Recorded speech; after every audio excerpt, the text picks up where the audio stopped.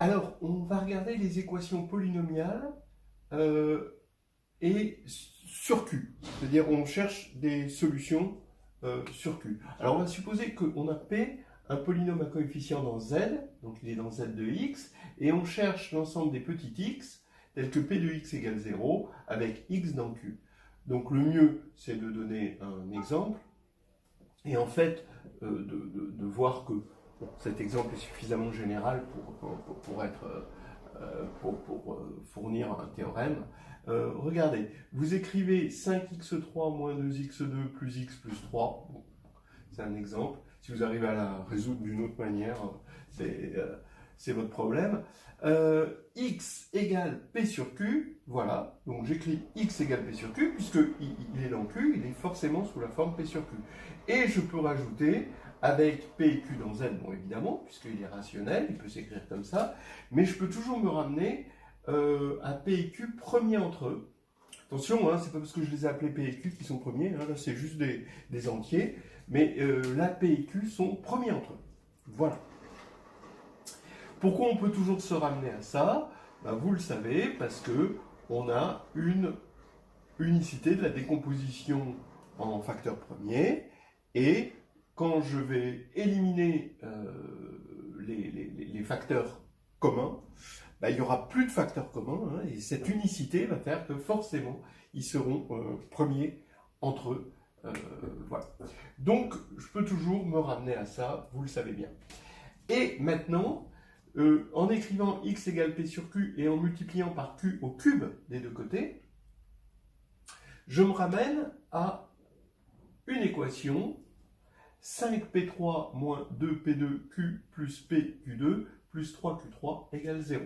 C'est une équation qu'on dira qu'elle est homogène de degré 3. Hein, d'accord ? Alors, ça, c'est déjà un premier truc qu'on peut généraliser, c'est que toute équation polynomiale sur Q, à solution dans Q, peut se ramener à une solution, à une équation polynomiale. Alors, cette fois-ci, la première était à une variable, la deuxième est à deux variables, mais elle est sur Z, ce qui va faire qu'on va pouvoir faire vraiment de l'arithmétique, et elle est homogène. Voilà. Alors, en quoi ça nous aide d'être passé d'une équation sur Q à une équation sur Z? C'est que sur Z, ben, on l'a étudié, et il y a la divisibilité, et en particulier le lemme de Gauss. Donc, on va passer toute cette partie où il n'y a que des Q de l'autre côté, et ça nous fait 5p3 égale cette chose où l'essentiel c'est que je puisse mettre Q en facteur. Et inversement, je peux mettre 3Q3 de l'autre côté, ça fait moins 3Q3, et je vais obtenir un polynôme à deux variables où je peux mettre P en facteur. Voilà. Donc maintenant de cette équation, ben, je dis que Q il divise le membre de droite, donc il divise le membre de gauche, mais j'ai pu prendre P et Q premiers entre eux. Donc, le lemme de Gauss me dit que Q divise 5. Et de la même manière ici, le lemme de Gauss me dit que P divise 3. Donc, ça veut dire que P, je peux le choisir dans une famille finie, et Q aussi. Donc, P, il appartient à plus ou moins 1, plus ou moins 3. Et Q appartient à plus ou moins 1, plus ou moins 5, parce que ce sont les diviseurs de 5 et de 3, respectivement. Donc, maintenant, on peut... Bon, c'est pas difficile d'en faire un théorème. Vous voyez qu'en général, il faut multiplier par q puissance n quand on a un polynôme de degré n et appliquer le lemme de Gauss. Donc ici, on a P égale une somme de AX avec les AI tous dans Z et X dans Q.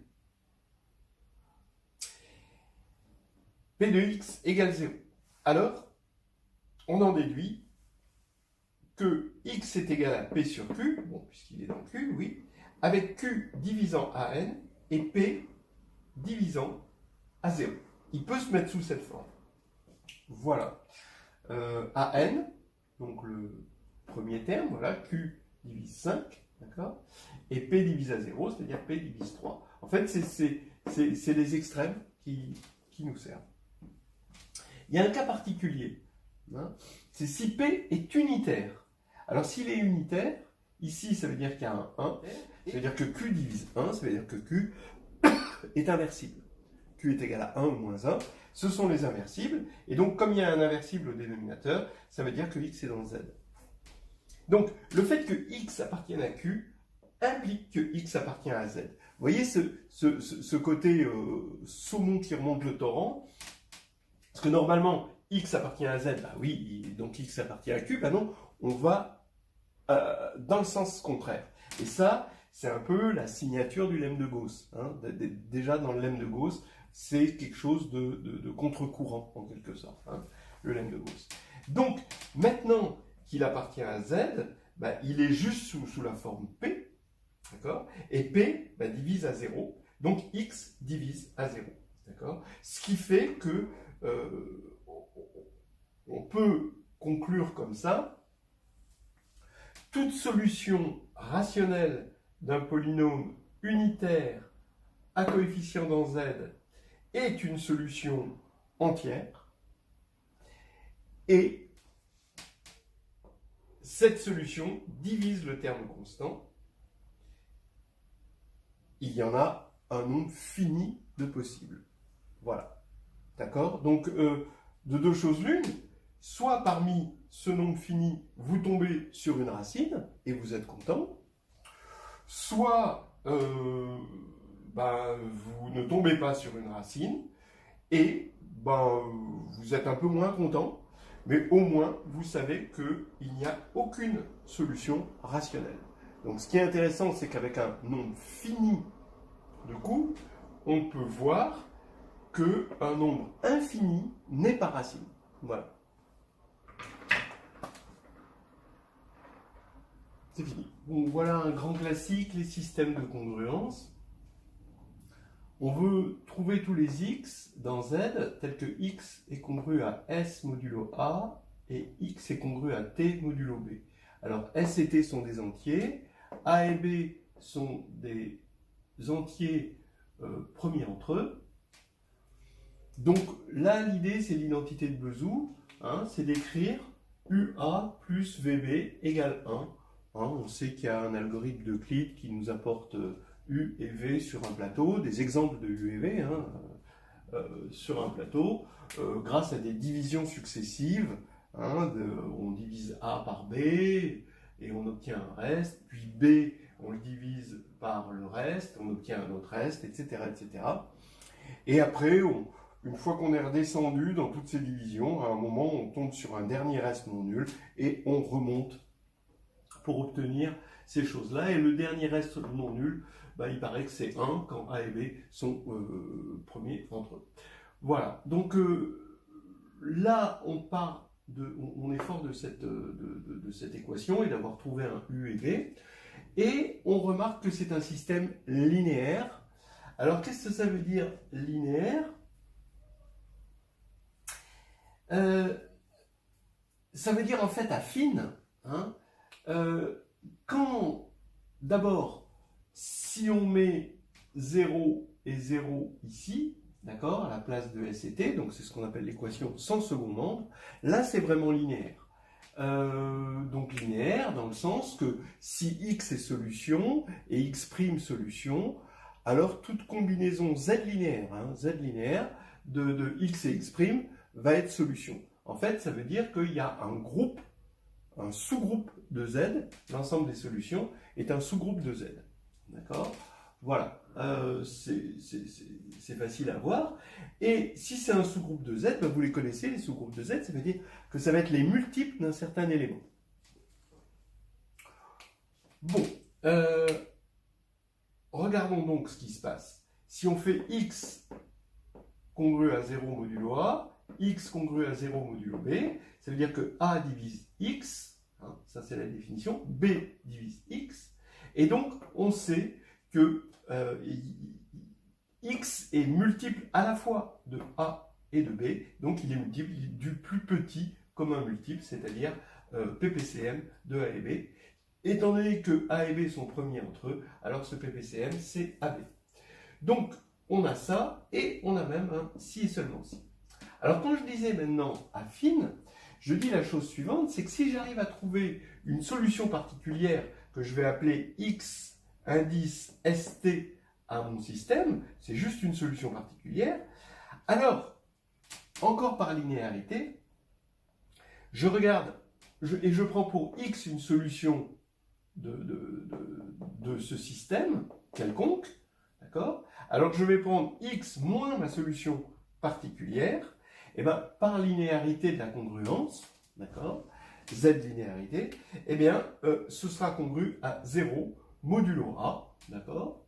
Puisque si, en gros, hein, ce que je suis en train de dire, c'est que si X est congru à S et X' est congru à S', les deux modulo A, alors X moins X' est congru à S moins S'. C'est juste ça que j'utilise. Oui. Donc, ici, on aura X moins XST sera congru à S moins S modulo A, c'est-à-dire 0, et T moins T modulo B, c'est-à-dire 0. D'accord? Et donc, je pourrais me ramener à faire un changement de variable et à regarder ma solution générale. Voilà. Alors, maintenant, la solution particulière. On a vu la solution générale et on veut regarder une solution particulière pour S et T. Mais dans un premier temps, on va le faire pour des choses simples. On va le faire pour ST hein, appartient à Z2, d'accord, et Z2 possède une base canonique, en quelque sorte, c'est 1, 0 et 0, 1. Donc on va regarder déjà pour 1, 0 et 0, 1. Ben pour 1, 0, le bon candidat, c'est VB. Pourquoi? Parce que VB est multiple de B, évidemment. Donc ici, on a le 0, d'accord, puisque X est congru à 0, VB est congru à 0 modulo B. Et VB est égal à 1 moins UA, et bah oui, donc 1 moins UA, modulo A, ça fait 1. D'accord? Donc c'est une solution particulière. Et de la même manière, UA est une solution particulière pour 0,1, le couple 0. Donc c'est bizarre, ça oblige à un certain strabisme, hein, d'accord? Quand c'est 1, 0, quand le 1 est à gauche, on va chercher VB, d'accord? Et quand c'est 0, 1, eh ben, on va chercher UA. Maintenant, pour ST, qu'est-ce qui se passe? La solution particulière qu'on voulait pour ST, bah, par linéarité de la congruence, eh ben, ça va être SX1, 0 plus TX01. Si on doit faire peut-être le bilan, eh ben, en fait, ce truc-là, c'est simplement SVB, bon, je vais l'écrire avec UA, TUA plus SVB. Vous voyez, ce XST qu'on a trouvé, c'est ça, TUA plus SVB. C'est-à-dire que le T qui était assigné à B, il va se retrouver ici, et le S qui était assigné à A, il va se retrouver ici. C'est le strabisme hein, dont je parlais. Donc maintenant, ça veut dire que X moins XST est congru à 0 modulo A et modulo B, c'est-à-dire cette nouvelle variable est solution de l'équation générale, c'est-à-dire c'est l'ensemble des multiples de AB. Donc ça veut dire que X, l'ensemble des solutions, c'est ce XST, la solution particulière qu'on a trouvée, plus K fois AB avec K dans Z. Voilà. Hein, si on avait eu 3 équations de congruence, un système de 3, alors avec A, B et C, 2 à 2 premiers entre eux, pour simplifier les choses, eh ben, c'est simple. Parce que on se rend compte que ce système revient à dire que X, j'ai plus trop de place, mais que X est congru, regardez, à X ST modulo AB. D'accord? Donc, si on avait eu un système de 3 équations de congruence, eh ben, on remplace les deux premiers par une seule équation, vous voyez, c'est toujours l'idée, en fait, du PPCM, c'est-à-dire que on peut remplacer 2 par un seul. Et après, on vient rajouter la troisième équation et on se ramène maintenant à un système à 2 qu'on sait faire. Voilà. Donc, voilà, ça peut être intéressant. Maintenant, peut-être que le problème, c'est si A et B ne sont pas premiers entre eux et évidemment, le PGCD de A et B serait un certain D. D'accord? Alors, comment on fait si A et B, le PGCD est un certain D? Alors, il y a une situation où on peut tirer son épingle du jeu jusqu'à présent, ce serait quand il n'y a pas de solution. X est congru à S modulo A. Donc, X est congru à S modulo tous les diviseurs de A. Maintenant, X est congru à T modulo B, donc X est congru à T modulo tous les diviseurs de B. D'accord? Voilà. Donc ça, c'est juste la transitivité de la relation divise. Hein, d'accord? Si vous êtes multiple de 4, alors vous êtes forcément multiple de 2. Hein, quelque chose, hein, et ces congruences se disent avec des multiples. Voilà, bien. Donc, je vais prendre le PGCD.